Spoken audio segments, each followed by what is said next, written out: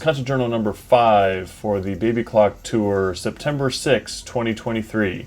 The tour include Dethklok, BabyMetal, and Jason Richardson as the 3 performers.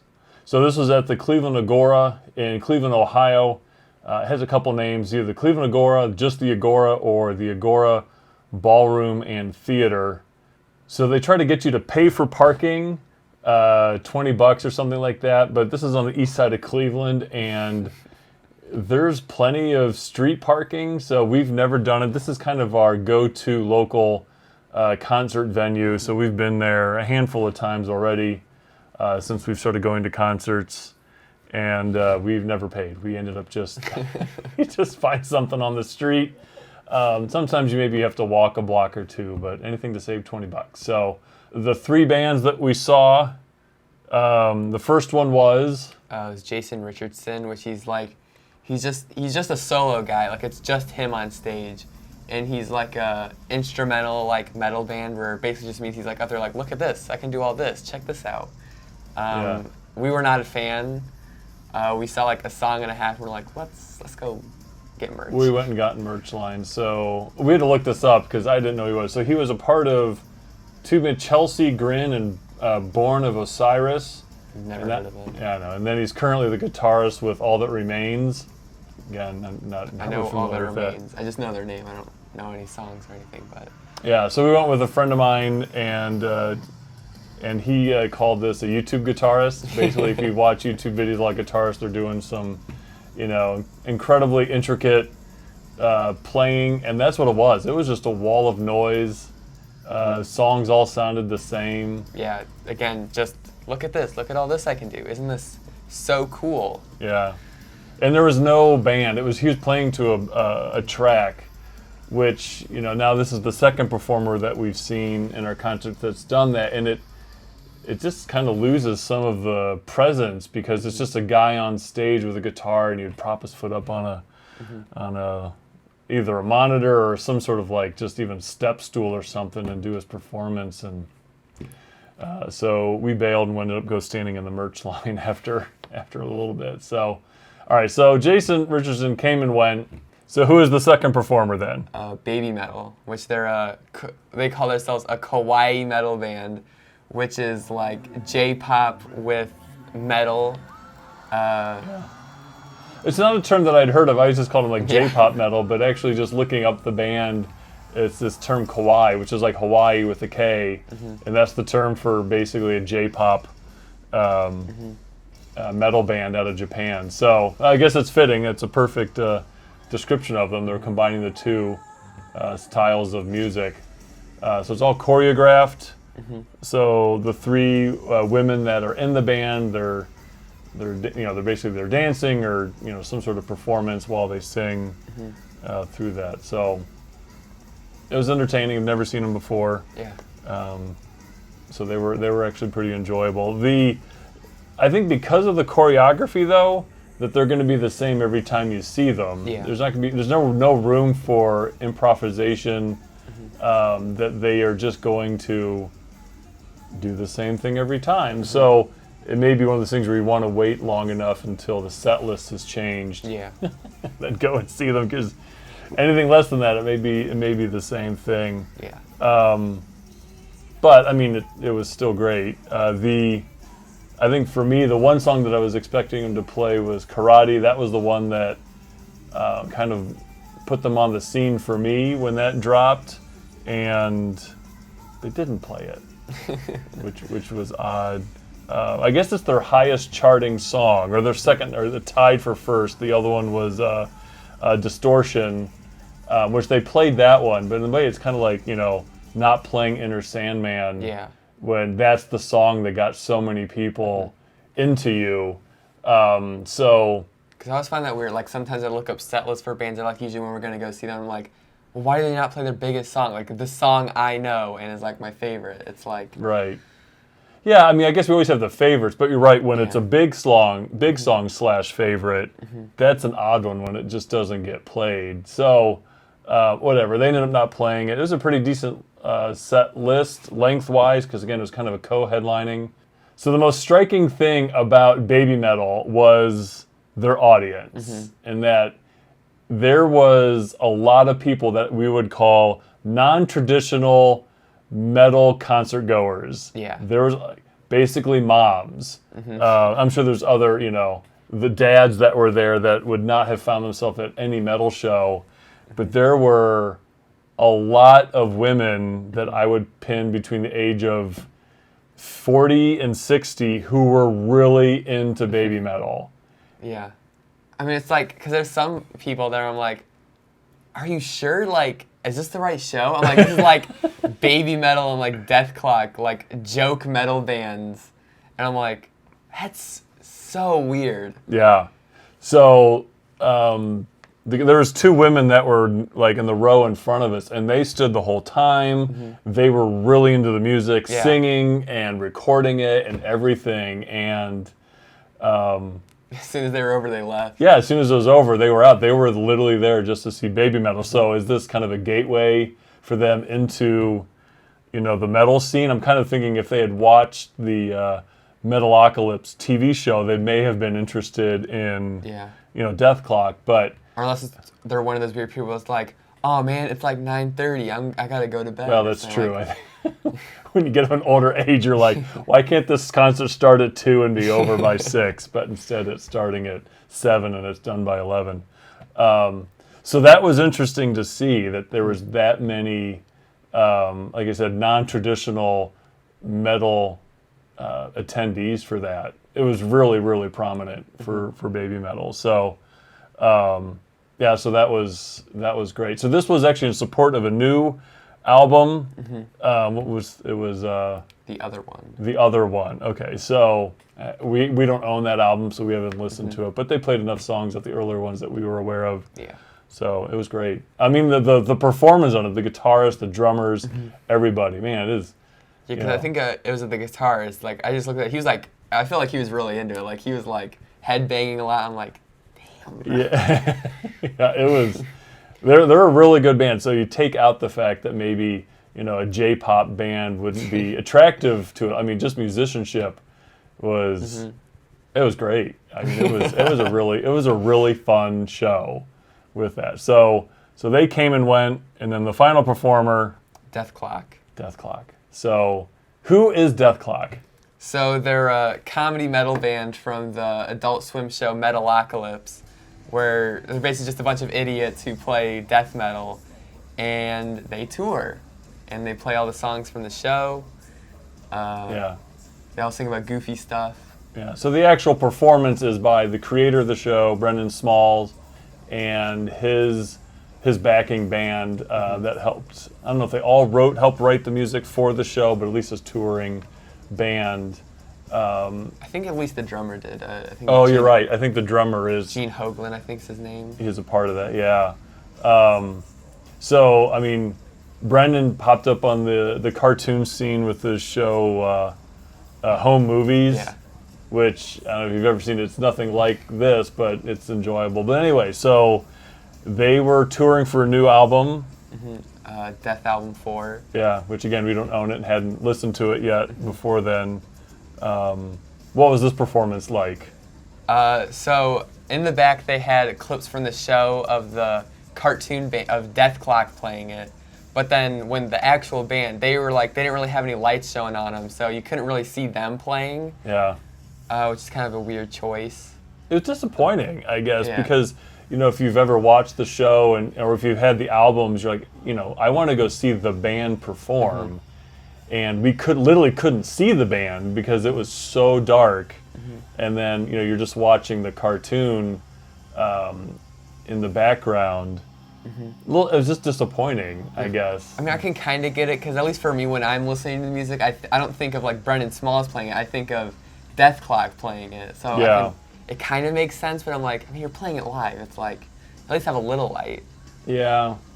So that was odd. And then because of... I don't say because of that, but part of that also is that no one in the band talked. I think he did a little bit where in the voices of the characters of Nathan Explosion and Pickles. So he did a little bit of talking in the characters, but he didn't interact. It would have been nice to say like, hey, thanks for coming out, and this next song, the goofy inspiration for this one was blank. Something like that would have been great, but there was literally none of that. Yeah, but at the end he did it, and it's weird because the whole time he's doing his like deep like Nathan Explosion voice, and at the end he's like, "Hey guys, thanks for coming to the show." Yeah, so at the very end when they were done, he said a couple pleasantries before they walked off, and that was the end of that. Mm-hmm. Again, similar to BabyMetal, this is so scripted because they're literally playing to what's behind them. It's not like they could really deviate from that. So unfortunately, I think it's the same thing, that if you go and see them, as long as it's the same set list, it's going to be the exact same experience with it. Again, the musicianship is off the charts. He's a really good guitarist. I mean, the whole band, actually, everybody was really good. Yeah, because like sometimes I try to play Dethklok, and I'm like, I mean, he's singing this while he's playing it. How do you sing and play this at the same time? This is impossible. It is impossible. Well, for some. For mere mortals, it's impossible to do. So it's a great show, but similar to like BabyMetal, the one thing that was new was cosplaying. Mm-hmm. So there was some cosplaying for BabyMetal, and then strangely enough, there was a cosplay, or at least one notable one for Dethklok. And who did we see, or what character did we see? We saw someone dressed up as Dr. Roxa, the rock and roll clown. Yeah. And after the show, we saw them in the parking lot. Wait, let's get a picture, and we got a picture with them. And we saw her like we were in the balcony, the cheap seats. Well, it's general admission. Or actually, no, we had set seats. That's right. We splurged, and we were in the front section of the balcony. So we had set seats. Anyway, point being was that it gave us a better view of the floor, and we saw her down there. I mean, Dr. Roxo is quite the character. Yeah, vibrant character. Good way of describing it. So we saw her. I tried to take a picture up there because it stands out. But anyway, we were walking back to our car and following her, and we're like, "Hey, would you mind us getting a picture with you?"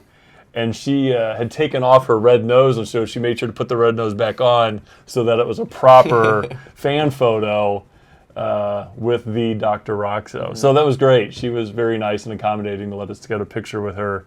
And it was a perfect ending to that. So, so Dethklok was quite the experience. Yeah. All right, so let's rate the bands. So in the order that we saw them, the first one, Jason Richardson. Red. I did not care for him. Yeah, it's a red. It's just instrumental. Maybe there was some singing that was done in the back. It didn't really go with me. I mean, it's also like it's a metalcore, deathcore, which isn't my scene. So, whatever. It was just a wall of noise. So yeah, that was definitely a red. Okay, and then the next band, BabyMetal. I would give them a green, but like you said, since it's so like choreographed and like pretty much every show the same, it'd be like I want to see them like every time they come. Maybe like every 2-3 years they come see them. Yeah, I agree. It's definitely a green. It's a great performance.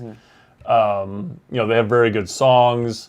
Oddly enough, I mean, most of them are in Japanese, but with a lot of metal, you're like, I have no idea what this guy is saying, and I know he's saying it in English. So to be fair, it's not the end of the world to have it be in a foreign language.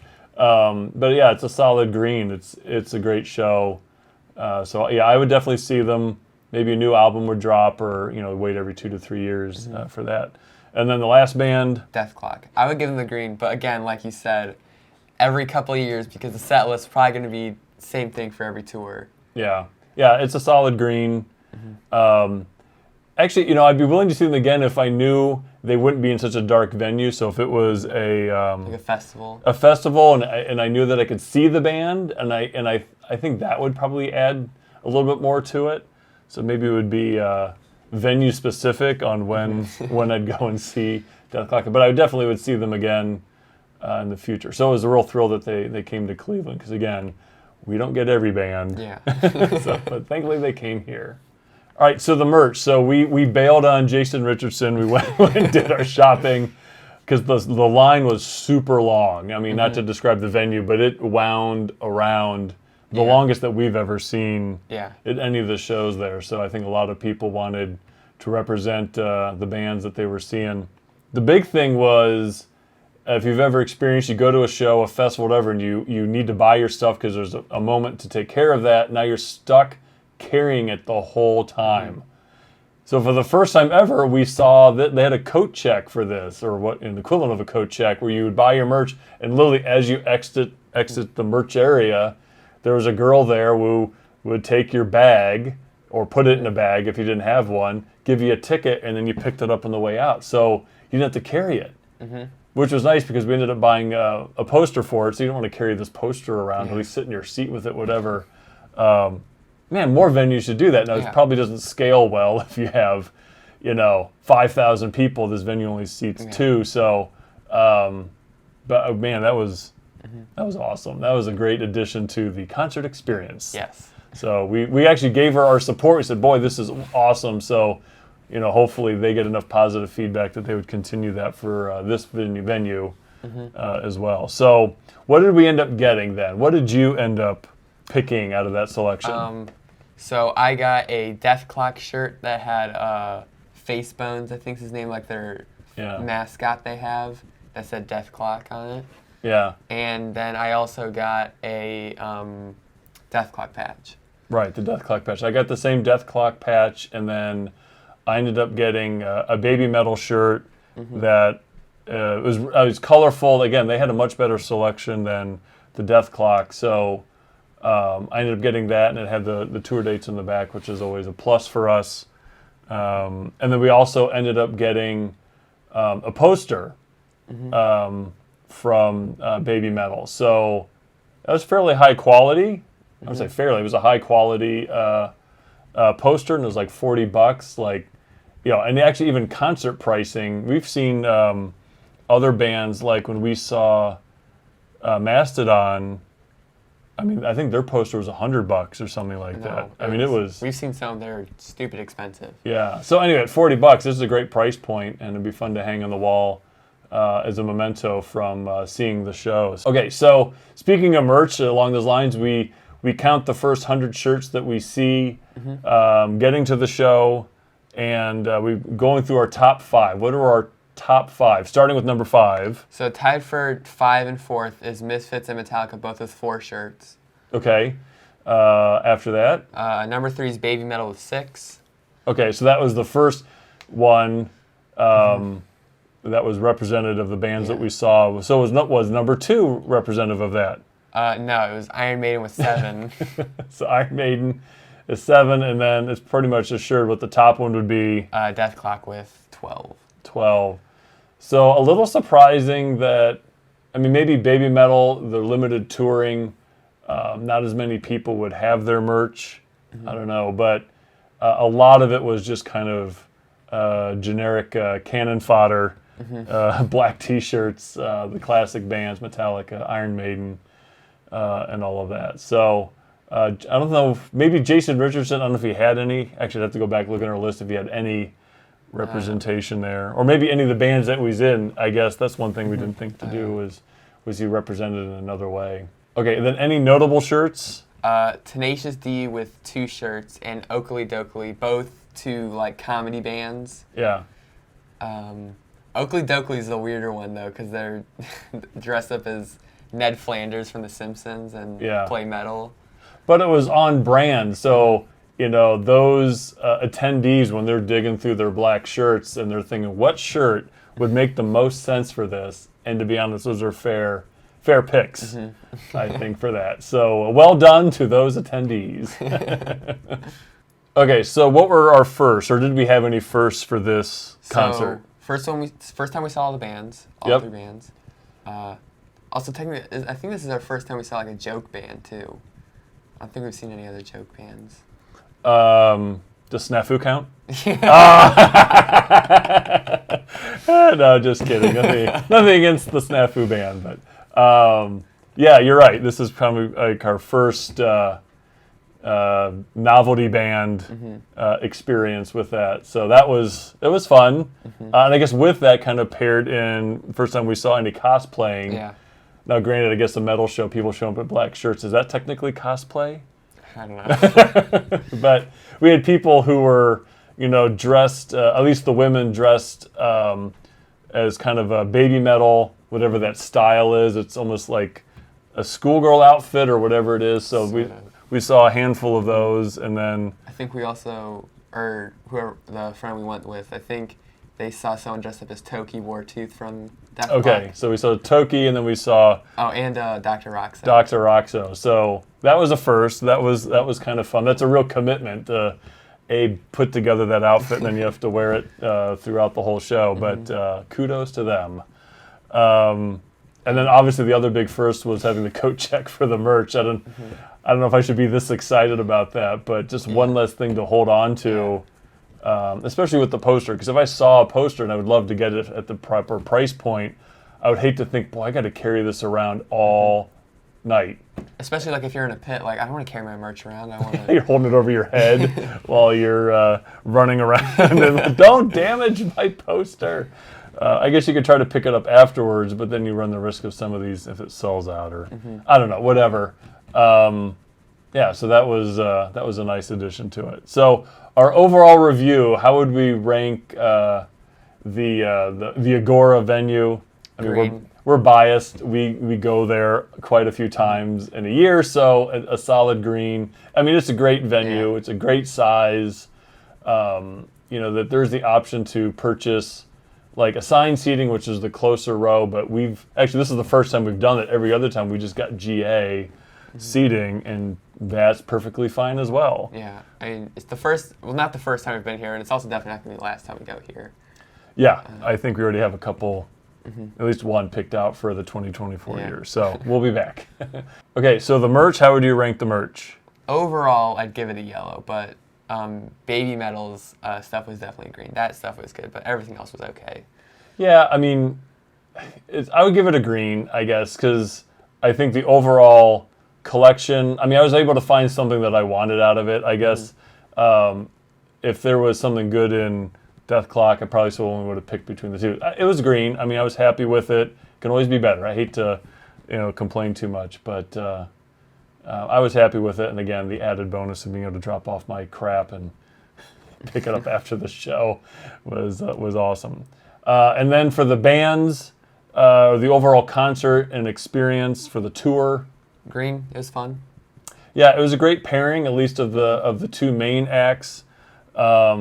The opener, again, sometimes I get it. Being an opener can be tough to try to match the audience for it. So maybe something a little bit more straightforward would have been a better addition to it. Someone not playing to a track, I think maybe would have been a little bit better, or at least more engaging. Because again, it's hard to sell yourself when you're a solo artist or solo performer. Whereas, you have 30 minutes to wow me and try to convince me to buy your album at the end, and I don't know who you are. So, but no, it was a green. I mean, I'm glad we saw it. I'm thrilled that they came to Cleveland, that we didn't have to try to travel for this. Because again, at this point, we're in the school year, so it gets a little bit harder to try to find an opportunity when we can travel out of town. Either has to be a Friday night or Saturday, really. Yeah, especially since I'm pretty sure it was a school night, so. Yeah. Those are always the worst because it's fun then, but the next day you're like, I got like 3 hours of sleep. Yeah, sorry. But whatever. The price you pay for participation. I guess, so. All right, so that's the end of the BabyKlok Tour. Thanks for watching.